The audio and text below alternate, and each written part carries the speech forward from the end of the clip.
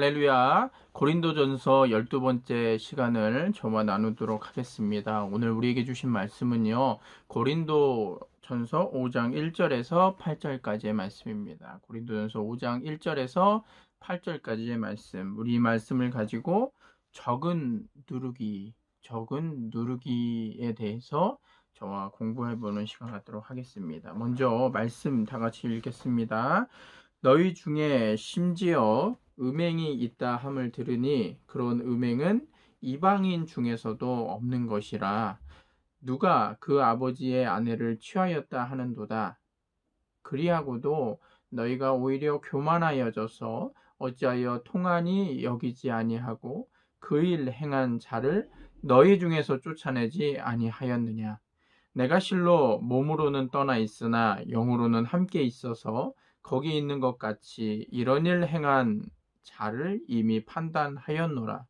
주 예수의 이름으로 너희가 내 영과 함께 모여서 우리 주 예수의 능력으로 이런 자를 사탄에게 내어 주었으니 이는 육신은 멸하고 영은 주 예수의 날에 구원을 받게 하려 함이라.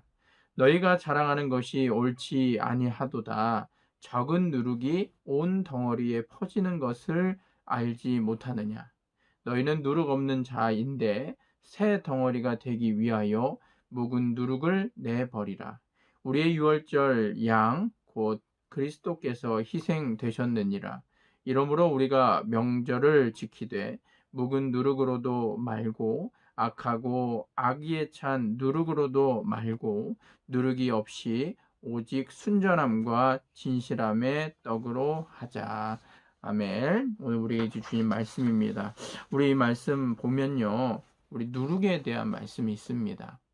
누룩이란 적은 양으로도 그것이 밀가루와 만나게 되면 빠른 속도로 그 영향력을 끼치게 되는 것을 우리는 보게 됩니다.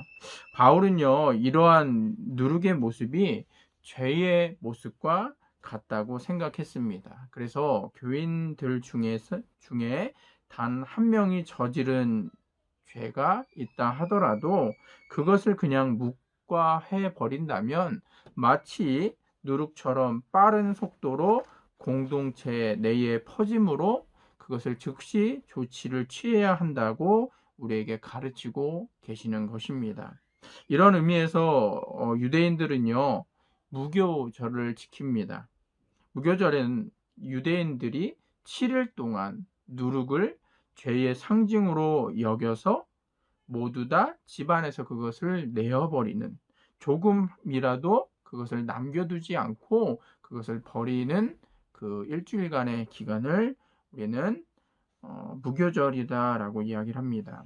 유대인들은요, 애굽으로부터 구원받았음을 기억하면서 집 안에 누룩을 모두 제거했듯이 구원을 받은 성도들인 교회 역시도 누룩과 같은 죄를 모두 제거해 버려야 된다고 바울 사도는 우리에게 말씀해 주시는 것입니다.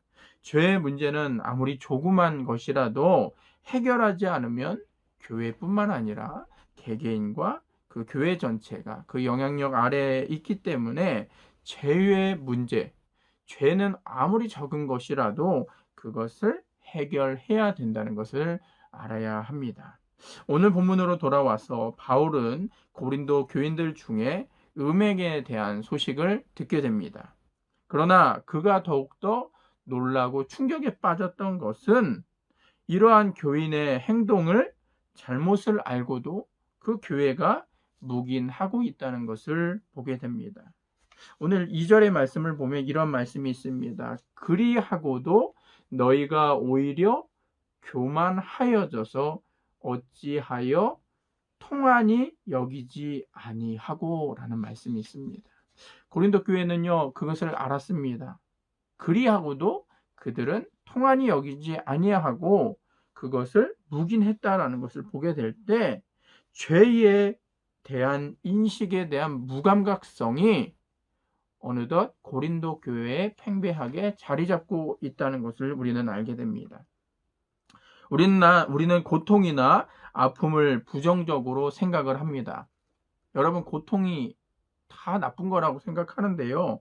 고통이나 아픔이 만약에 없다면 어떨까요?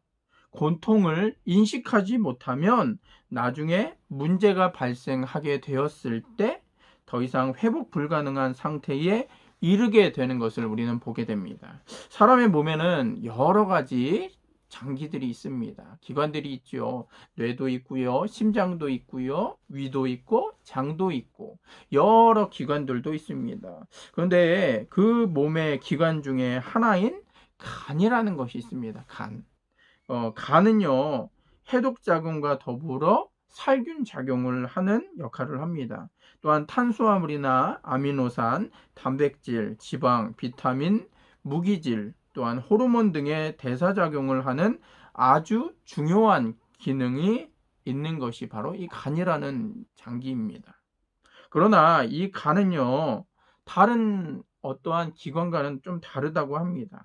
그 통증을 감지하는 신경세포가 이 간에는 없다고 합니다. 그래서 간이 70에서 80% 손상되어도 그것을 본인은 알지 못한다고 합니다. 그래서 간이 나빠진 것을 인지하고 병원에 가게 되었을 때 이미 많은 손상되었을 확률이 높을 뿐만 아니라 회복하기 힘든 상태에 병원에 가게 되는 것을 우리는 보게 됩니다.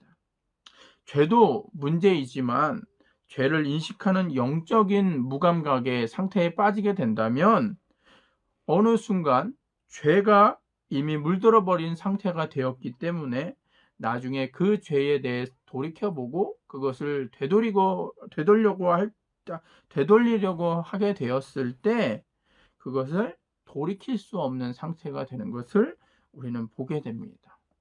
오늘 우리가 읽은 본문에서 고린도 교회의 상태가 이와 같지 않나 생각해 보게 됩니다. 그런데 이러한 상태가 우리가 읽은 고린도 교회만의 문제겠습니까?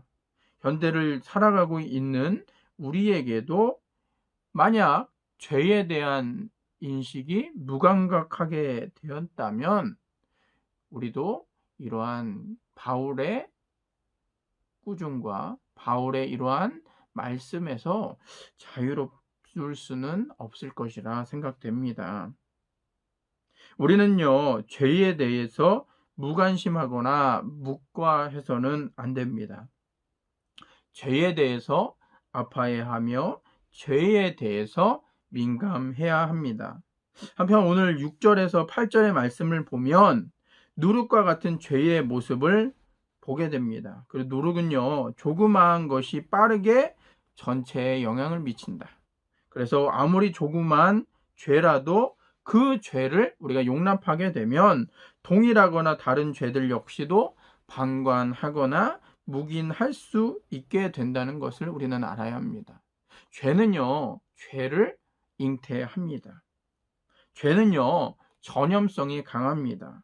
그런데 현대 문명 기술의 발달과 더불어 이 죄의 전염성은 더욱더 강해졌습니다. TV를 틀어보면, 여러 뉴스를 들어보면 우리를 죄에 빠지게 하는 많은 거리들이 많다는 것을 우리는 보게 됩니다. 죄의 모양은요, 어떠한 모양이라도 그것을 즉각 제거해야 될 줄 믿습니다. 그리고 주기적으로 우리의 주변을 환기하여서 나의 마음과 나의 생각과 나의 행동이 죄에 물들지 않기 위해 점검해야 될 줄 믿습니다. 유대인들이 무교절을 지키면서 누룩을 제거한 것과 같이 바울은 우리에게 영적인 메시지를 우리에게 전하고 계십니다. 순전하고 진실한 그리스도인이 되기 위해 누룩과 같은 죄와 죄의 영향력들을 제거하는 저와 은성의 성도가 되어야 될 줄 믿습니다. 이것이요, 우리가 그리스도인으로서 거룩성을 지키며 살아갈 수 있게 만드는 것입니다. 오늘 이 말씀 기억하면서 죄에 무감각해지지도 말고요, 매일매일 우리의 삶을 점검함으로 죄의 누룩에서 자유로운 은성의 성도가 되길 주님의 이름으로 간절히 축원합니다. 감사합니다.